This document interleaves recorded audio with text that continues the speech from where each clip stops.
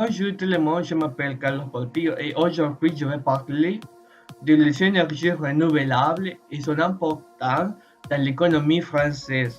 Je vais parler quels sont ces types d'énergie, quels sont les types qui existent dans ces énergies, sur leurs différences entre l'énergie non renouvelable et aussi je vais parler des problèmes qui existent avec ce type d'énergie, du qu'elles sont plus faibles que les énergies non renouvelables. Et aussi je vais parler naturellement des bénéfices que ces énergies donnent à l'économie. Dans ce cas, je vais parler seulement de l'économie française et aussi je vais parler des opportunités que ce type d'énergie peut donner dans un futur à les personnes qui n'ont pas de travail et qui ils peuvent donner une grande opportunité au niveau mondial et son bénéfice à futur. Alors, on va commencer avec cette vidéo. Nous savons qu'une énergie est dite renouvelable lorsqu'elle provient des sources de la nature renouvelées en permanence par opposition des énergies non renouvelables dont les secteurs s'épuisent et sont limités. Et des énergies renouvelables proviennent de deux grandes sources naturelles comme le soleil et à l'origine de l'eau, du vent, des grandes marées et de la croissance végétaux et la terre qui dégage la chaleur et sont surnommées comme énergie propre ou énergie verte. Ces petites énergies engendrent très peu de déchets et d'émissions polluantes, mais le problème avec ces types d'énergie est qu'ils sont beaucoup plus faibles que des énergies non renouvelables. Quand on parle généralement des énergies non renouvelables par position des énergies tirées des combustibles fossiles et dans les secteurs s'épuisent et non renouvelables à l'échelle du temps même, comme le charbon, le gaz naturel ou le pétrole, et qui sont limitées, au contraire des énergies renouvelables qui sont théoriquement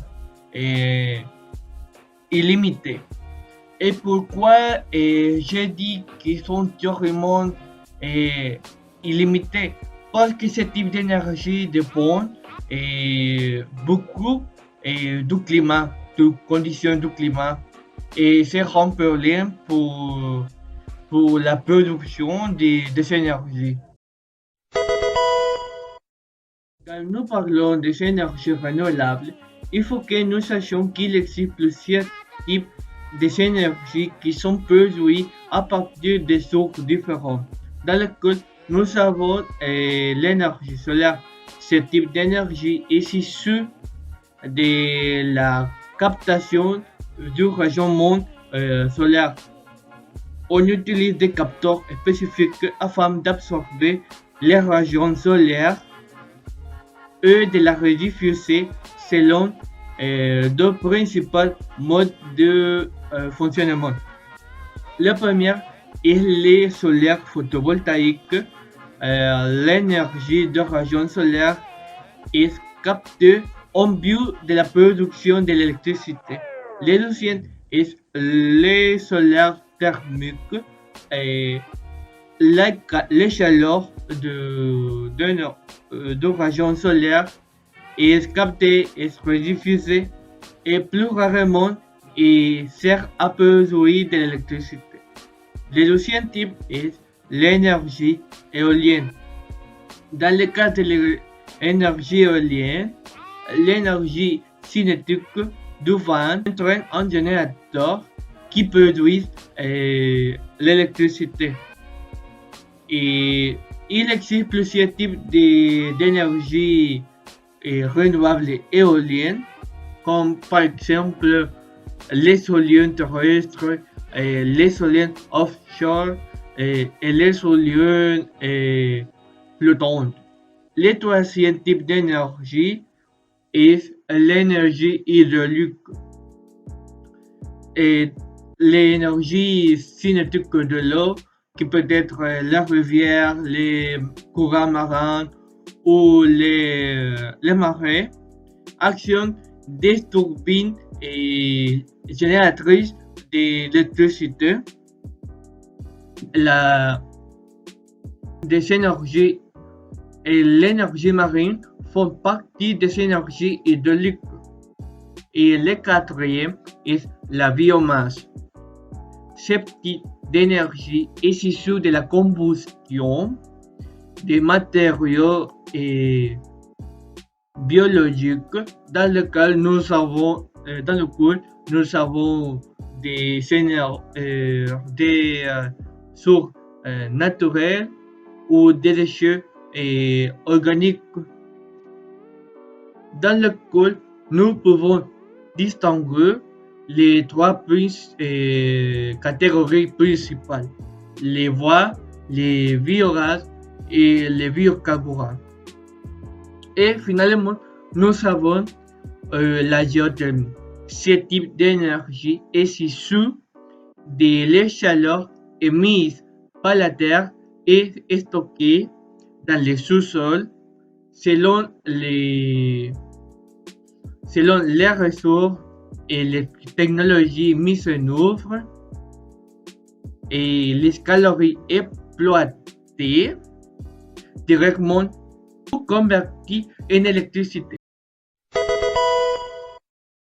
Les énergies renouvelables sont parfois critiquées pour beaucoup de causes, déjà qu'elles sont un peu nouvelles dans ce monde des énergies, et il nécessite plus d'améliorer son efficacité, son disponibilité et son fonctionnalité, et améliorer les coûts de production. Par exemple, les énergies renouvelables sont parfois critiquées pour son plus faible efficacité au rapport des énergies fossiles. Et aussi, les coûts de production, son coût sont plus élevés, sont considérés souvent plus élevés, souvent plus élevés à court terme. Mais surtout, ils sont caractérisés par une disponibilité très aléatoire. Par exemple, le solaire, l'éolien ne peut produire en permanence d'électricité. On appelle ce phénomène l'intermittence, déjà que une éolienne ne peut produire que par intermittence quand il y a du vent. De ce fait, pour être utilisable, il est nécessaire que des énergies intermittentes doivent être accompagnées par une infrastructure qui permette de stocker l'électricité. Autrement dit, il faut que les énergies renouvelables doivent être accompagnées par une structure ou une batterie qui peut stocker l'électricité qui a été produite quand ils sont capables de le produire. Par exemple, quand il y a du soleil, cette électricité qui a été créée doit être stockée dans ces structures, dans ces batteries.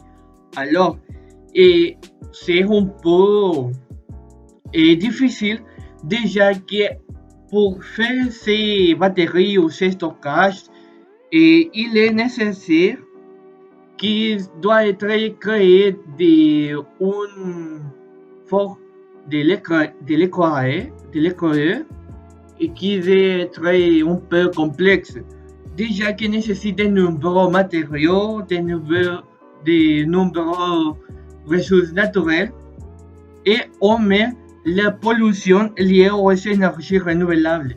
Et c'est pourquoi les énergies sont suivamment critiquées. En 2014, les énergies renouvelables couvrent les 19,2% de la consommation d'énergie mondiale. Les énergies renouvelables en 2015 ont marqué une forte croissance pour la production d'électricité et 23,7%. Et cette extraction s'appuie principalement à l'éolien et les solaires photovoltaïques et avec les 75% de la production globale. En France, en 2017, les énergies renouvelables couvraient les 18,4% de l'électricité consommée.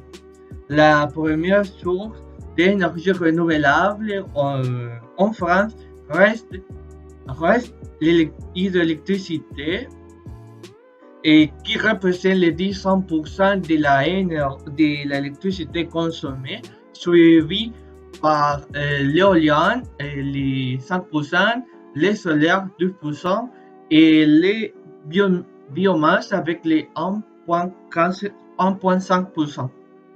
Selon les lois de transition énergétique votées en 2015, la France doit porter la part des énergies renouvelables à 23%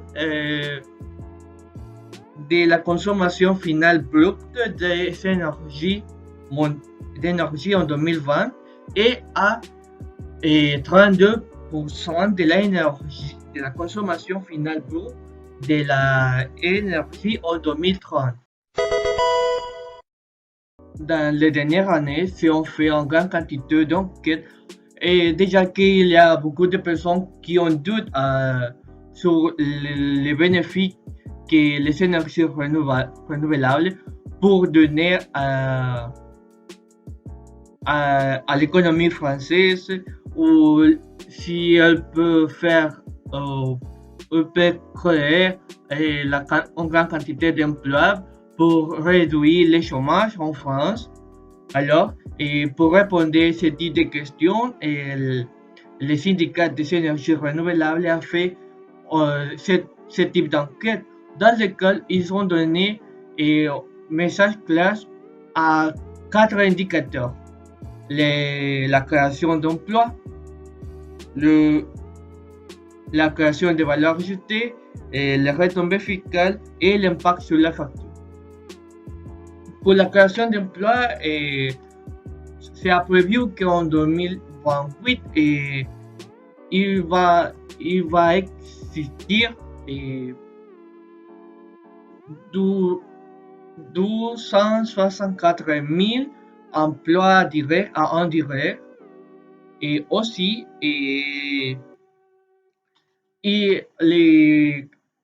les énergies renouvelables vont ajouter une grande valeur et un dynamisme très fort à l'économie française, et déjà qu'il va générer la quantité de 24 milliards d'euros de valeur ajoutée en France, qui soit plus de 10% de la valeur ajoutée créée actuellement par le secteur industriel. Aussi, des retombées fiscales supérieures au soutien public. Les retombées fiscales et la valeur ajoutée publique générée par les énergies renouvelables sont bien supérieures au moment des soutiens publics qui leur sont consacrés. Chaque euro de soutien public investi dans les énergies renouvelables génère en moyenne 2 euros de valeur ajoutée en 2019. Et finalement, une amélioration de la facture énergétique de la France. Les énergies renouvelables jouent un rôle important dans l'amélioration de la facture énergétique de la France. Ils ont permis d'économiser 4,6 milliards d'euros d'importation des énergies fossiles en 2019 dans le secteur de la chaleur et des transports. Et bon, pour finaliser ces vidéos, je vais partager mon opinion personnelle sur les énergies renouvelables. Déjà que je crois que ce type d'énergie a un bon potentiel pour le futur, déjà que il va permettre d'améliorer non seulement l'état de la Terre, déjà que nous savons qu'il y a beaucoup de pollution, beaucoup de contamination. Alors je crois que c'est un bon bénéfice ainsi pour, pour ce mode de vie. Alors aussi je crois que c'est une bonne idée pour